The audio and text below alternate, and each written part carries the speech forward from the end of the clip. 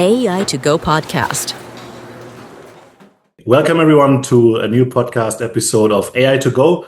Today we're joined by Marc Zao-Sanders. As the co-founder of Filter.com, Marc reshaped the landscape of education technology, steering organizations towards more personalized education. Here he's got a background in mathematics and philosophy from Oxford University. So Marc brings in analytical rigor to some of the biggest questions in tech and the future of work. Most recently, he published his influential article about the top 100 generative AI use cases as a guest author in the Harvard Business Review. So we will be talking about that.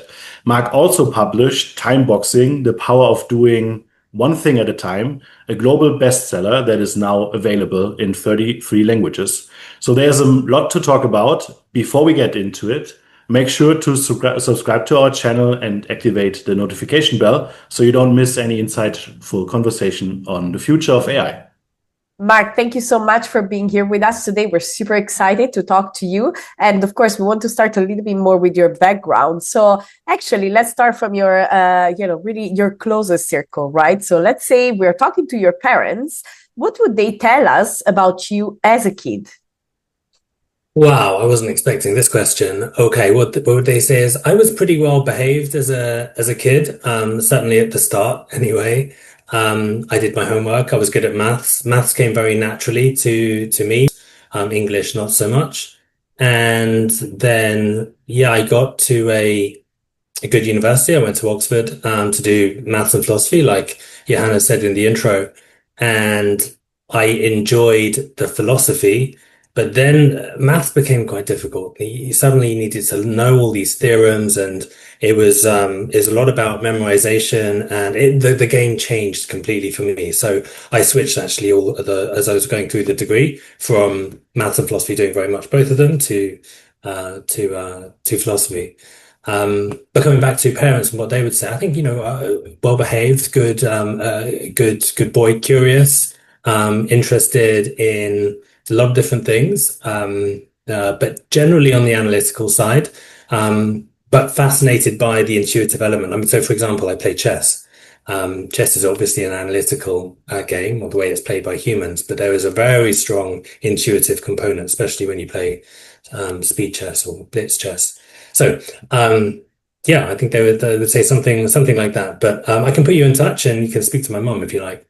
Thank you. That would be, I'll take up the offer. Maybe we do that, yeah. As you were mentioning that you studied both philosophy and math, these are, I would say, more abstract matters.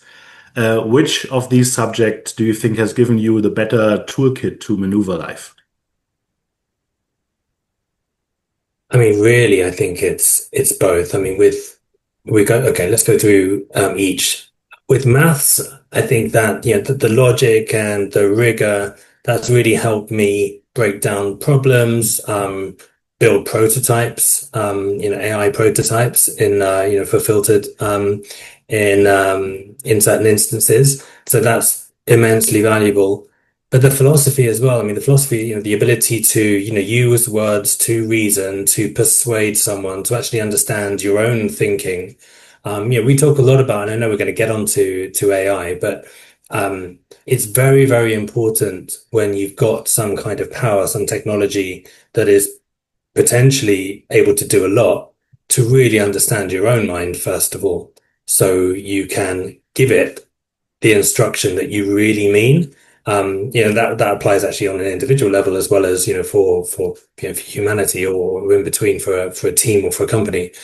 So I guess I'm sitting on the fence and saying that, yeah, it's both hugely in different respects. I would say though that I just found philosophy much, much easier. It came to me more naturally when I was better at it than I was at the maths when it came to university level anyway.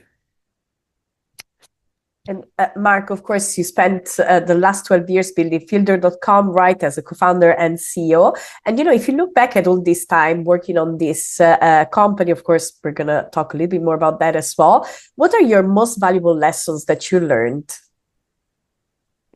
I mean, there was just so many. If you think about the intensity of we started Filter.com with me and two co-founders in 2009. So was that 16 years? And it's so intense, when it's your baby, you care so much about it. So the lessons there are just so many. I think, one of them that I've said before, and I definitely stick to this, is it's so difficult to get the world to see your viewpoint such that they will spend money on it. It's so difficult to run a business, basically, that you really have to be obsessed, like to the point of being a little bit unhinged about it. And if you're not that level, you don't have that level of passion, I think it's really not going to work. And maybe that sounds a little bit unhealthy. Yeah, I think a lot of founders are a little bit unhealthy, but I think that the ones that succeed, they probably have a degree of unhealthiness to their obsession, their passion for what they're doing. So that would definitely be something. I think, I can give you like 20 easily, but another would be, don't hire people until you're sure you really need them. Keep things lean, especially in the current economic times, keep things as much in your own control, rather than dependent on revenue streams that may or may not manifest. And if you want to hear more, then connect with me on LinkedIn and ask me. I can give you 20, 100, 1,000, whatever you like. It's like the use case work. You should definitely follow Marc on LinkedIn. He's got some interesting views and updates to share. You also wrote a book about timeboxing, as mentioned in my intro. What would you say is your best advice on how to spend our time more wisely? Well, in a nutshell, the book says have a system for spending your time intentionally. So that at a high level is the advice. A little bit beneath that, I would say, that system is almost certainly for almost anyone going to involve your calendar, probably your digital calendar. So carve out a little bit of time each day to work out what you really need to spend time on, what you really need to focus on, and schedule it, time box it. And that really is the essence of it. Of course, there's a lot of detail and finessing and what have you, but I think utilizing the calendar that we all have to use anyway, because we've got meetings, right? For example, recording this very webinar, that was in my calendar, that was in your calendar. That's the mechanism that the three of us use to converge at this point in cyberspace to record this. And everyone has that, meetings through the week. So you're already using this tool to manage your time through meetings anyway. You probably do a little bit more with it. Timeboxing is really about just stepping forward and being quite a bit more proactive about this very efficient, effective, intentional use of time.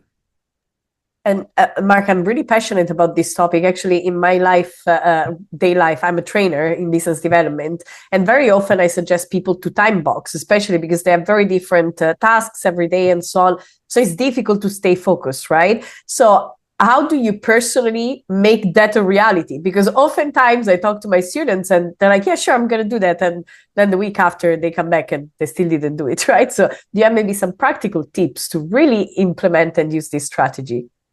Okay, so hyper practical would be, I know this podcast generally isn't about timeboxing, but since you asked, Lucia, and it sounds like it's quite close to, like you say, your day job.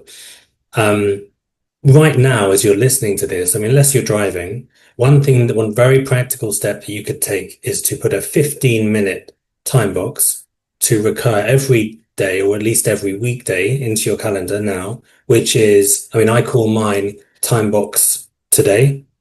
So that means that there is 15 minutes that's in your calendar every single day in which you're going to you've carved out the time to think what's most important and work out how you should spend the rest of your day, ordering things right so that you have the right energy for the right kind of activity.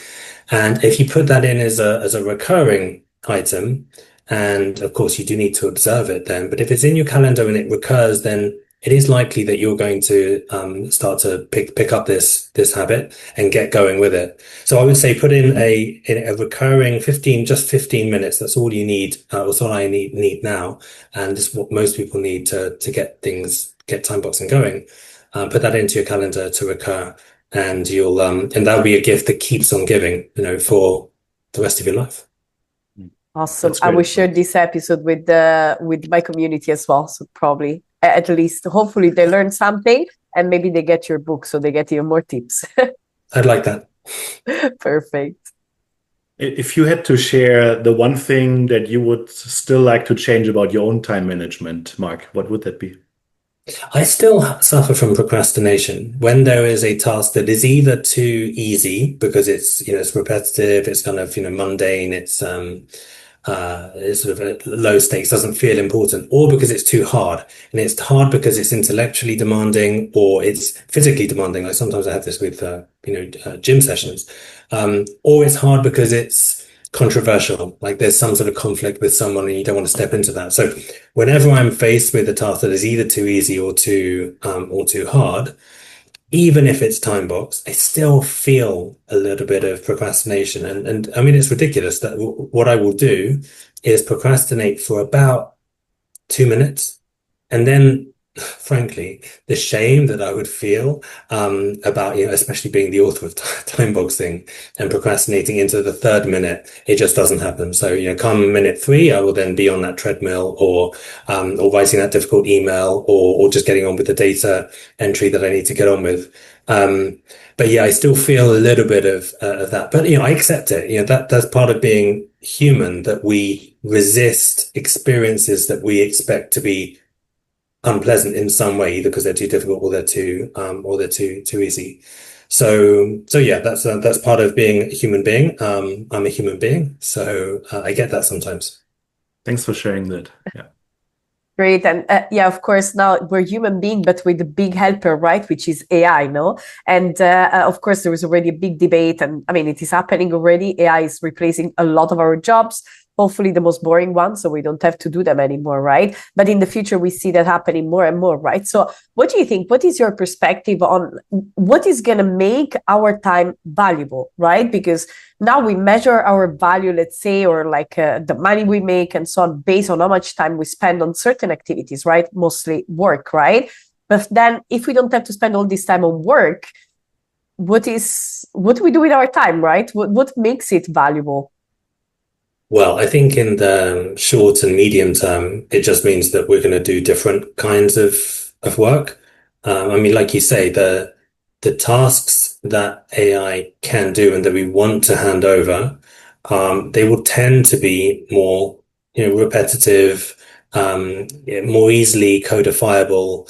Now that has changed a little bit with the advent of these very advanced technologies and the very latest frontier models, and maybe we can come back to that. But in general, there are some roles that are being entirely replaced. There's quite a lot of call center roles, for example, that are just being replaced, or certain translation jobs are being replaced, although actually the translators are enjoying a boon because there's so much training work to be done to finesse and fine-tune these AI models. So it's actually quite difficult to find entire job roles that are being fully replaced, but of course there will be some. I think it's actually much more accurate to say that there are certain tasks that AI is, and the most modern version of AI especially, are very, very good at now, given the right kinds of access to data and prompts and finessing and iteration and an ongoing usage. But we don't understand those very well yet. I think in some situations we understand it pretty well, but it's very, very patchy if you look at how human beings, how knowledge workers are using AI. And so what am I saying? So your question was about, well, how are we going to measure our value? Well, I think, yeah, in the short and medium term, very similar. We're just going to be faster at doing certain things and better at doing them. We probably need to get better at and more sophisticated at measuring the value that we're bringing. Because if I'm writing an article, for example, and it's a higher quality article, okay, sure. If I spend 20% less time, there's some metric there.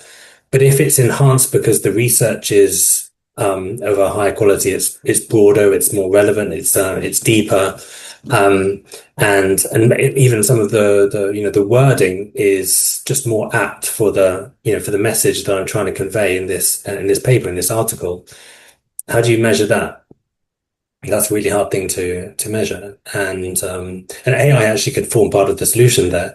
But at the end of it, you need to have a human to judge value, because it's human judgment that we care about most. Even if you could trust the AI to mark the articles that I write, that other writers write, you kind of got to have a backstop in the end that's human. Otherwise, it's just AI all the way down, and we don't really care about that. Ultimately, we're trying to satisfy other human beings with our writing, get them to enjoy or get them to see have a new perspective. So I think things will change in the short and medium term, but in the very long term, it may well be that things change a lot, in that we actually don't have to work. And Nick Bostrom wrote a book about this. So what do we do with ourselves when AI can basically carry out most of the grunt work that we currently do? And one of his answers was tennis and sport. So it might be things like that, or maybe it's music, or maybe it's just things that we enjoy, that we take some value from. Much of which will be what we do now, or what we do when we have leisure time. What do people do? I live in Spain by the Mediterranean, and when it's sunny in Spain, which is most of the time, people go to the beach. I think that there'll be a lot of that sort of activity, and a reconnection maybe with what it is that we really enjoy most, if we get to that point. But I think we're some way from that anyway, Lucia. But I have a quick, maybe more of a political question, right? Because I was having this discussion with my husband, and he is of the same opinion, right? Well, in the future, we're going to have time. We're going to do whatever we want with time. But how do we get paid? Because if we don't have a job, right, that is producing value, and most of it can be automated. I mean, personally, I love playing tennis, and I can totally see myself just playing tennis all day. How do we get paid? Well, I guess in this sort of a scenario, we don't even really need to get paid, because we have such efficient technologies, such intelligent, efficient technologies working for us, that food is produced in a super efficient way. It's distributed in a super efficient way.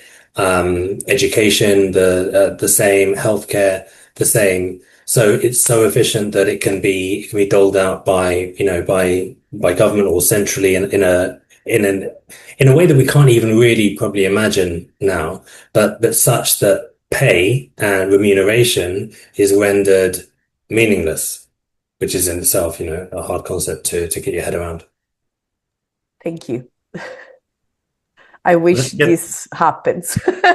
Yeah, I mean, don't hold your breath for next year's. I don't think it's going to be super soon. Probably a very long time. It's certainly an optimistic vision of the future, but I think in these times we need some sort of optimism to pull through and tackle all the challenges that we face as a society. I agree. Let's switch a bit gears and talk about your report and the Harvard Business Review article. If you look at it at face value, it's essentially a comprehensive collection of what people actually use AI for these days, right? Why do you think, based on the feedback that you received and your own thoughts, of course, why do you think this has gotten so much attention in the media? I mean, first of all, it was an HBR article in 2024, and HBR is a very popular publication, but they produce many, many articles, and many of their other articles are not so popular. I think with this one, people love a list. They love to debate a list. What's high, what's low. I disagree with this. I really agree with that. There was also a lot of substance behind it. So, the fact that there are 100 use cases in both years, 2024 and 2025. So there's a lot to get your teeth into. And it was very concrete, because this came from users. It was user generated. The whole thing is user generated.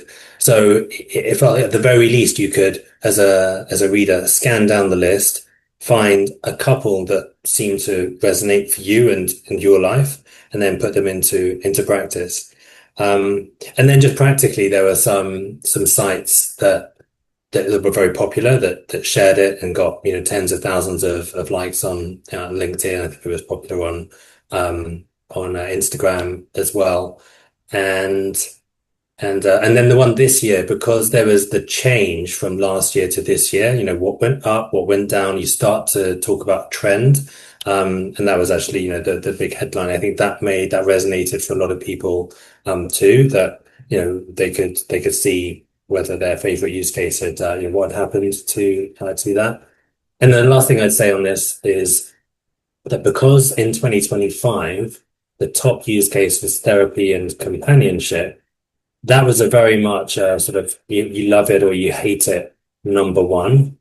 Now, actually, it was number two in 2024, but no one talked about it. So, the difference between number two and number one in terms of headline grabbing and how people perceive things, it's incredible because all the points that were made for and against in 2025 could equally have applied in 2024. But yeah, that one being the top one and it causing so much of a stir, people really wanted to defend it or attack it. I think that was part of the reason it was so popular in 2025 and became what has become the most popular new article in at least a year, but I think actually some years. Yeah, and actually, I was very excited to discover it was you, that created this list because I think all of us have seen this list. Of course, we're going to make sure that we leave the link, right? But when I read it the first time, the same for me, the first debate was like, oh, wow, companionship and therapy, But if we look in general, these 100 use cases, it really looks like a mirror of our society, right? So it kind of like gives a bit of a glimpse of how we are as a society, as a humanity. What do you think it reveals about the needs and desires of people nowadays? Yeah, it is like a mirror. Just like Google search data is like a mirror because that is, okay, this is what people are curious about. This is what they want to know. And with AI, it's a lot like that. It's what people want to know in lots of cases, but also what they want to be able to do. Or have and increasingly have done for them.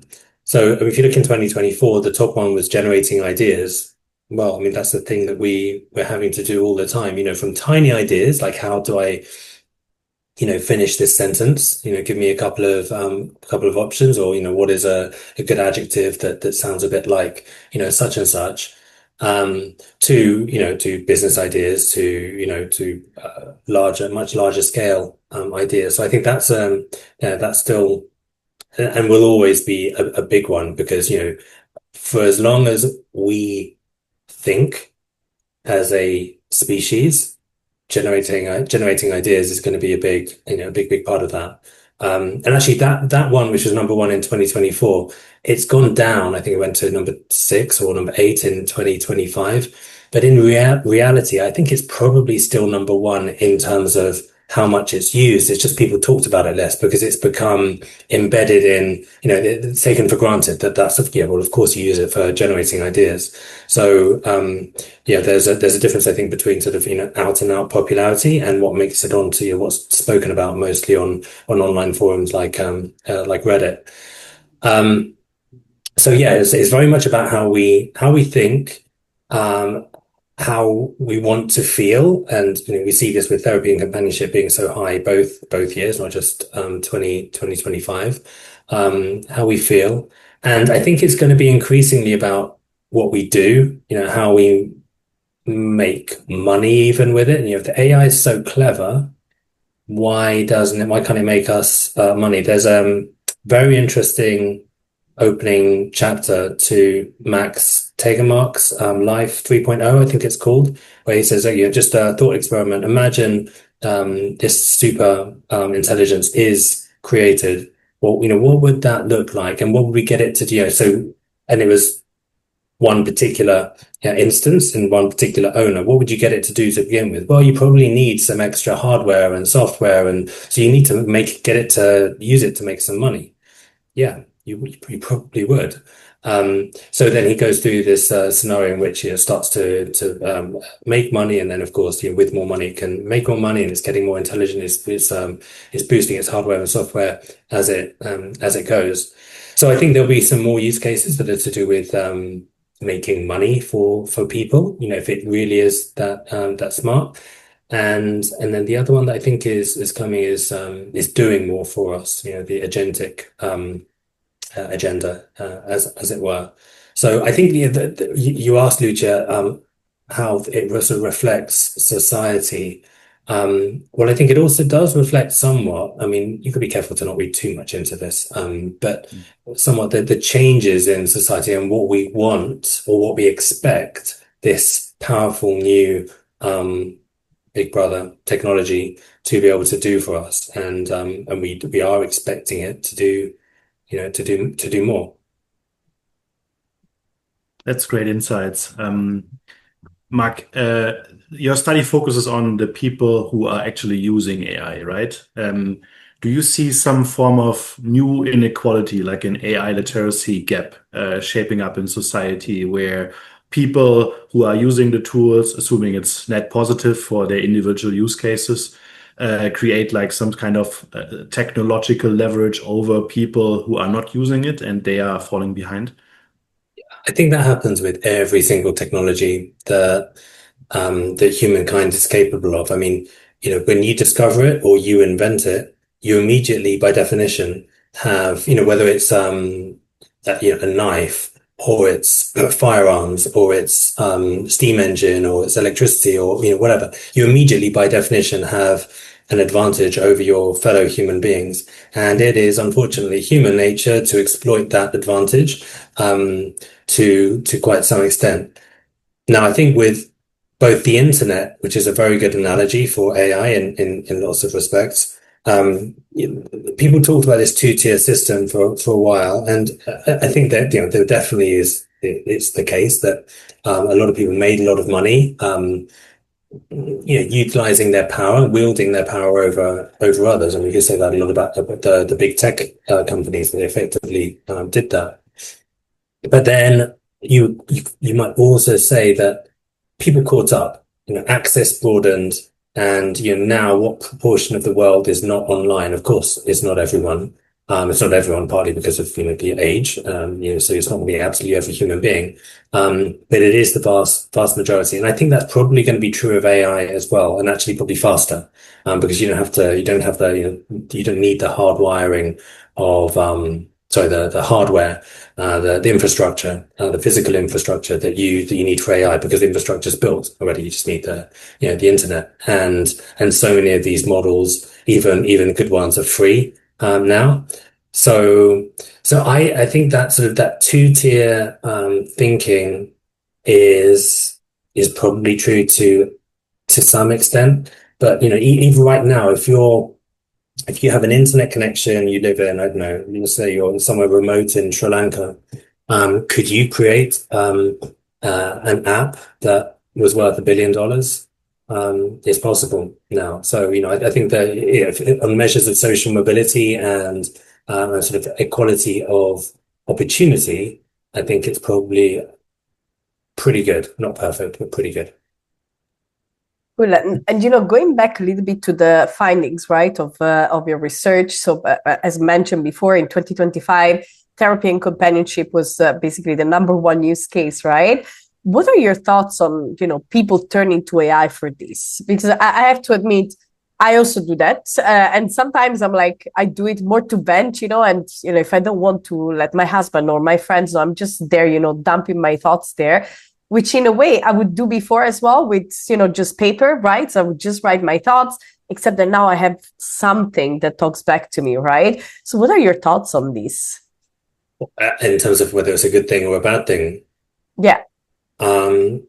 I think, again, like with any technology, it's power, right? So, and anything that's powerful can be used badly against, yourself. Look at the examples I just gave, firearms and knives and, and computers. Even email can be, used for bad ends. I think that there are bad use cases, there are bad ways of using it, but that overall, if you can be a little bit mindful of some of those rabbit holes that are not going to be good for you or for anyone, it is a very good way of expressing yourself, articulating your thoughts in a very safe space where you're not upsetting anyone, any other human being, anyway, with someone who is available, someone with an intelligence, with an entity that is 24/7 accessible, virtually free, if not free, and which gives valuable advice. Because one of the things I found a bit disappointing about this debate about therapy and companionship was that people didn't step into, so they said, oh, it's really good or it's really bad or whatever. So one, that sort of, that binary way of viewing things, I think is in general unlikely to get you close to what's actually going on. But also they didn't step in with, okay, well, look, I've used it for this and for this kind of a problem. It really did open my eyes up to this solution, or that maybe I was, I thought this was too a bigger deal than it actually was. I mean, if you actually look into your own experience, and of course this is very personal, so people aren't necessarily going to want to share, kind of again by definition. But if you look at that, then and I look at my own usage of it, not so much for companionship, but for therapy or for problem solving, emotional problem, emotionally difficult issues, it definitely adds some value. And actually, just like a therapist or a good therapist, it can point you to the solution rather than it's not telling you the solution, but it helps you to get there yourself with your mind. So, it can be a very, very useful sounding board. And overall, and of course, it lacks some things that trained therapists do have. So I'm not saying that it replaces it at all, but I think it can add a lot for a lot of people. And I think the debate should go much more towards how can therapists use AI to enhance their own treatment and sessions, and also make it more accessible to more people, because a lot of us are struggling with the busy haphazard world that we live in. Absolutely.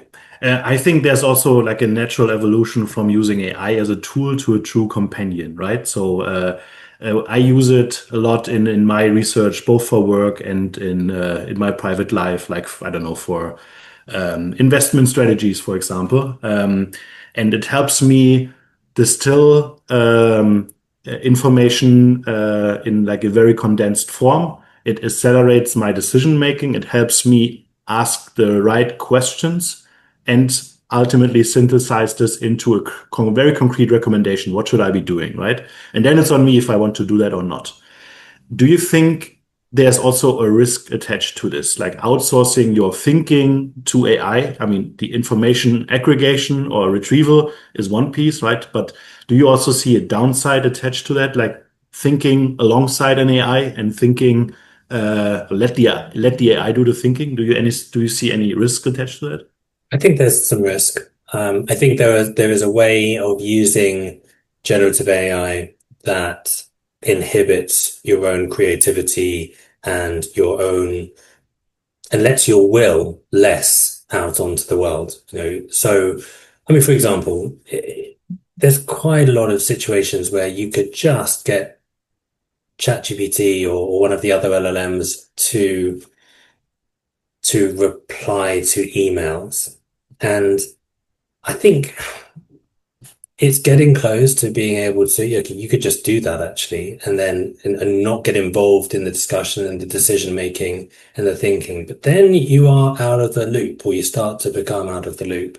You're also not honing your writing skills. You're not putting yourself through that process. You're learning less yourself. So I think if you get lazy, and I've seen a lot of people do this with not just with emails, but with say writing a business proposal, that big chunks start to sound quite a lot like ChatGPT. And I wouldn't say it's that obvious, but there are some telltale signs, and it's reasonably clear when someone's doing that.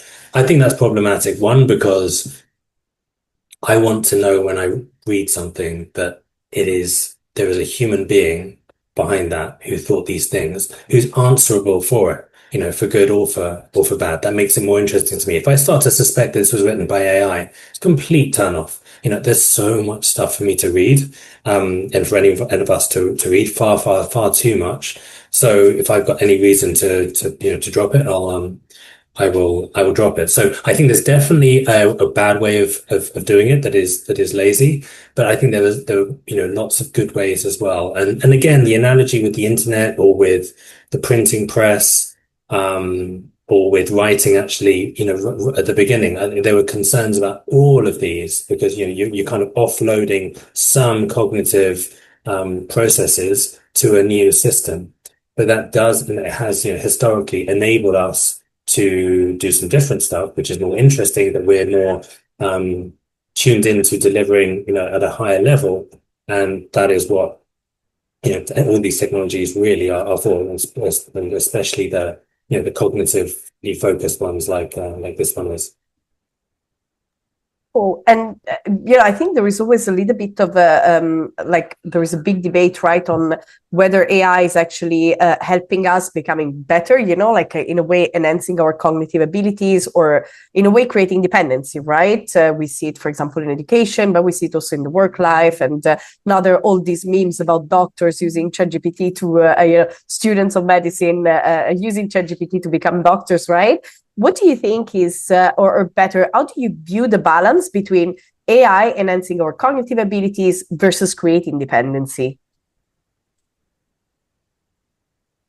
Well, I think, there's a lot in that question, and I think it will depend on the substantially on the context and what we're trying to do with this. There's one thing, you mentioned healthcare and doctors. One thing that we're trying to do with the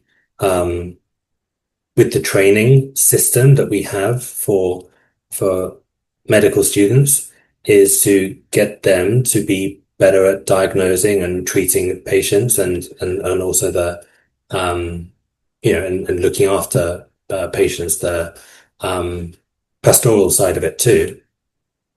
But if the most important thing instead is just the decisions, the diagnoses, rather than training people up, maybe we do need to question how we're doing it currently. I saw a paper actually just, literally today as we're recording, that said something about how, really the diagnoses of AI are now outperforming, even the best medical students and doctors. Now, if that's the case, then why train people in the way that we are?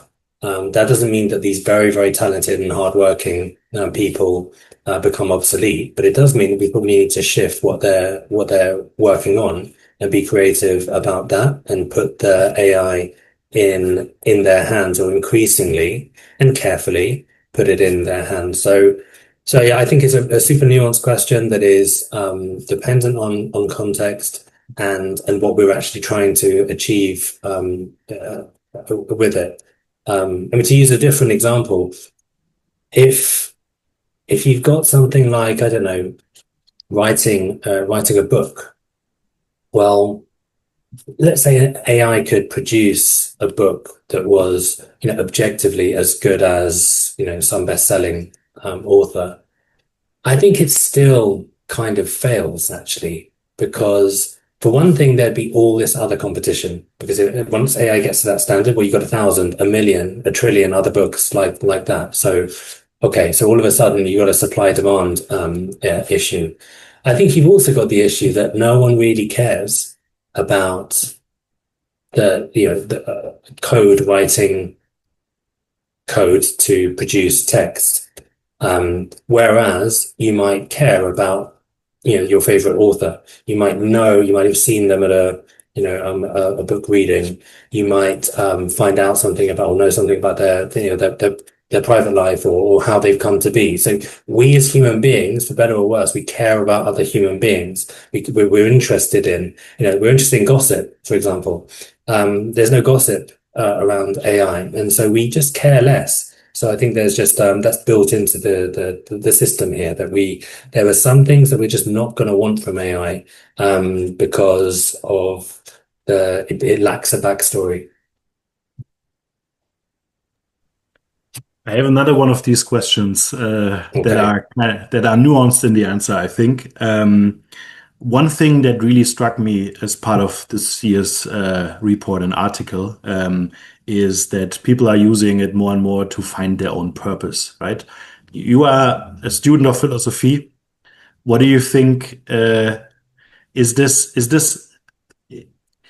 you actually, can you reasonably find your purpose using a tool, a companion that is powered by AI? Do you think that's risky and healthy? How are you thinking about this? Well, I think people just struggle. Look, forget about AI. It is just a difficult thing to do anyway, right? Well, what is your purpose? If I say that to you, Johannes, to you, Lucia, it's not. I don't know. Maybe you do have a ready-made answer, but that even if you do, that ready-made answer may change over time. There may be some doubt about it. I think most of us have some sort of an issue with that. So AI, throw AI into it. Okay, well, you can converse. You can literally chat to AI, and is that going to give you your purpose?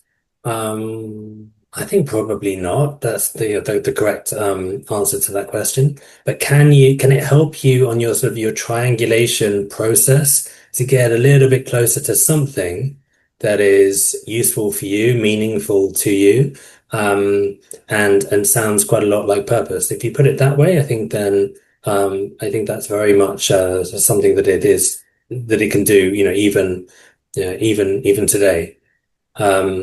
So yeah, I think, just like a therapist could, or a very good friend could, or, a parent or a sibling, or just someone who cares about you and knows something about you. I think that it can do that. It could lead you down the wrong path as well. But ultimately, whether it leads you to a good path or a bad path, the decision is yours. We have the agency in the end. We'll turn the computer off, ignore the advice, or take the advice, or tweak the advice. We have to think of ourselves. I think it's very important as being the masters of our own destiny ultimately, and all of these things, whether it's advice from a friend or something you read or your DNA. These are all inputs, and then you have your own free will. Be intentional, use your agency, and make the final call. I think, yeah, just to add on to this, agency is really critical here. I feel like, especially like very deep topics like finding your purpose is kind of like, if it's a data problem for me, right? So the advisor can only answer your questions or like try to make sense of what you're giving it as an input, but it does not understand your feelings or like if it creates flow in your world, right? So use it as like one source of input, but try to consult like your friends, your colleagues, your family as well, in order to find meaningful purpose that actually fits to you, and not just because some AI tells you that this is your purpose statement. I think there's a lot of potential to mislead people in that. But as you said, it's a very nuanced thing. So there is some value, but for me, it tips quickly. So I just wanted to raise that because I think it's important, given that this had gotten so much attention. Well, exactly, Hannes. And I think we're built with an operating system that pretty much does this anyway. That it takes in the inputs, and then something happens, right, with the brain, with the body, the spirit, the soul, and then we behave in a certain way, right? We change our behavior, we don't change our behavior, we improve it or whatever. But we don't ever take just one source of, it's not like, you just read an article and then you're going to behave exactly according to the advice of that article or that book or whatever it is, or according to, just the advice of one friend. I think we're hardwired to take input from various sources. AI is just one, and it feels special. And it is kind of special, but I wouldn't say it's even the dominant one in terms of determining your decisions or what what you're going to want to do. I don't think it is for most people. Of course, there will be some use cases where it goes wrong, and there was someone who sort of obsessively got into AI, got into was just spending hours and hours a day, and made some bad decisions off the back of bad life decisions, and things went wrong. And I've read some of that, and that's sad. But that is very, very rare, and obviously inadvisable. I think instead, just it's one of, as you put it, it's one of the data points. It's a great new one to have. We should be happy that we have it, but it is just one. Well, and actually, Mark, I think throughout our conversation, you probably got which were our favorite use cases for Johannes and I, right? But in your case, was there a use case that really kind of made you stop and think and say, well, actually, this is really changing someone's life, maybe something a little bit unexpected in the way people use AI? You mean for me personally, or reading for you personally? Once you read the results, right, of the research. Mm-hmm. I mean, I think it is, and this isn't really a use case specifically, but there's so many of the use cases that it applies to. I think I use it to fine tune my thinking. I think that is the best way of putting it. I am a knowledge worker. I am a human being with relationships, with business relationships and personal relationships with a bunch of people, and some situations are difficult to navigate. This and decisions are difficult to take.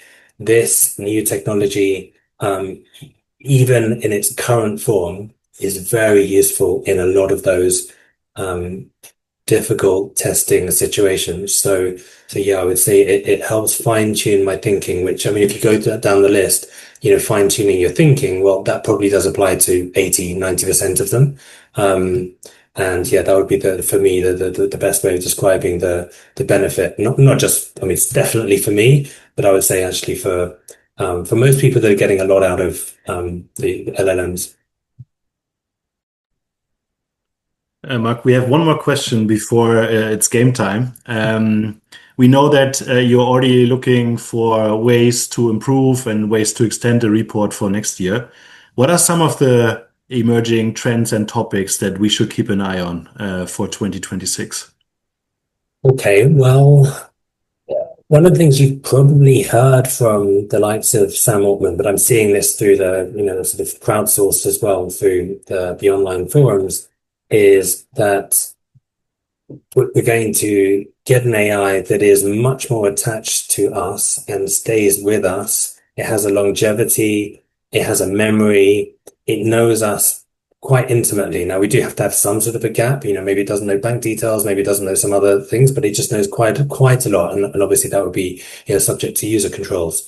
So I think that, having a sort of a buddy assistant, an always on sort of second voice to help you through life, and then that applies to so many different use cases. Obviously, it could be health stuff, it could be finance, could be career, it could be social issues. But for it to sort of stay with you, I think that is a nice idea. It very much reminds me of the operating system in the movie Her with Joaquin Phoenix, that most AI people love. If you haven't seen that film, see that film. And actually, I think that film is particularly relevant now. So that's one use case, personal assistance. I mentioned making money, and that seems to be more a thing that comes up, but also quite a lot of cynicism about it. There are, sure, you think you can do it, then why are you writing on Reddit rather than just, being super, super rich? And I share some of that cynicism, to be honest.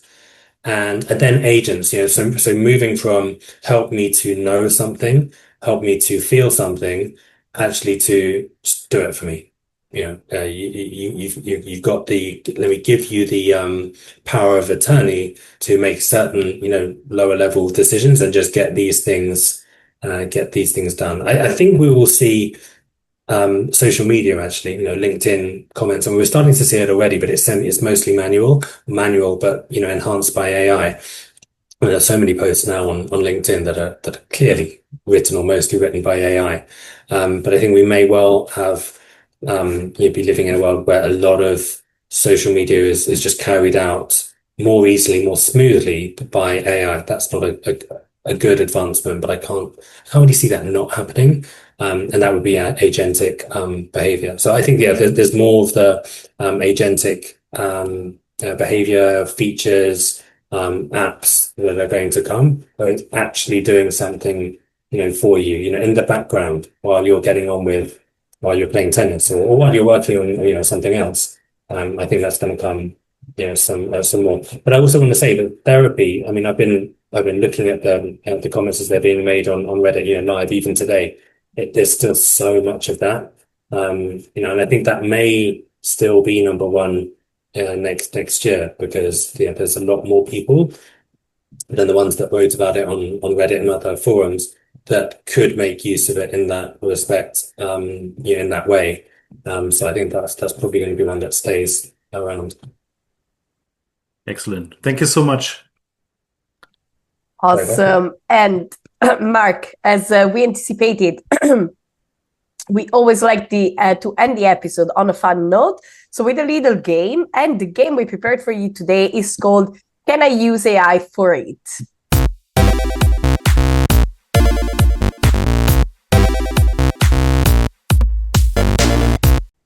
So what we're going to do is we're going to make a statement about a very concrete use case that people might use AI for in 2025, of course.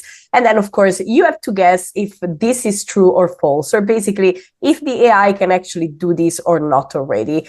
Are you ready? I'm ready. Perfect. Yannis, you want to go with the first one? Yeah, let's start with the first one. AI-powered robots the size of bumblebees use buzz pollination to shake pollen from crops with precise vibrations. Is that true or false? I mean, it's written very convincingly, maybe by AI. I think it's false. It's actually true. Oh, wow. There's an Israeli company that commercialize tiny robots that mimic exactly the bumblebee pollination, and they use vibration in order to pollinate strawberries, blueberries, and some other crops. There's a Black Mirror episode that's basically about that. I don't know if you guys have seen it, but yeah, well, Black Mirror was a premonition. Looks like that one's happening. It was Black Mirror. At some point, I had to stop watching it. It was too scary for me. And now I see so many things that are reminding me of that. Is like, I'm afraid to go out, All right. Second statement. And it's about smart contact lenses with AI that can continuously monitor blood glucose levels and send alerts to diabetic patients' phones. Is it true or false? Well, you're saying, is it commercially viable already? That's a higher standard than it's, that someone's got some prototype or is starting somewhere. I think that is also false. I'm less confident having got the first one wrong, but I'm saying false again.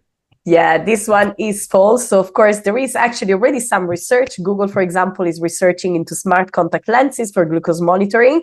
But as of today, it's not available yet. Although I would say for diabetic patients, there's been a lot of developments using AI and other technologies, of course, but contact lenses is not yet a reality. But who knows, maybe next year. I have another one that is tailor-made to your user-generated content theme, I think.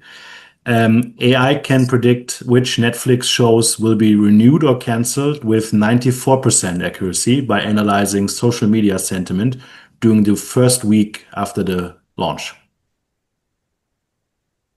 94. Mm-hmm. That does sound very high. And the cynic in me is, so I think obviously Netflix and others will be using AI for this sort of a purpose, so at least give them a signal. Okay, Mark, just answer the question. I think this is true. This is actually false. AI does help with content decisions, but 94%. You were right. Your thinking was exactly. Should have gone with my intuition. Yes, 94% is not achievable as of now, just by looking at social media content. All right. So I have another one. I really like the medical one. So there you go with another one. So the statement is about an AI toothbrush that can analyze thousands of brushy patterns and provide real-time feedback on missed spots via smartphone app. Is that true or false? I think it's false, because it sounds ridiculous. Also, the way that you said that, and then the fact that Johannes laughed as you were reading it out. So I say false. It is actually true.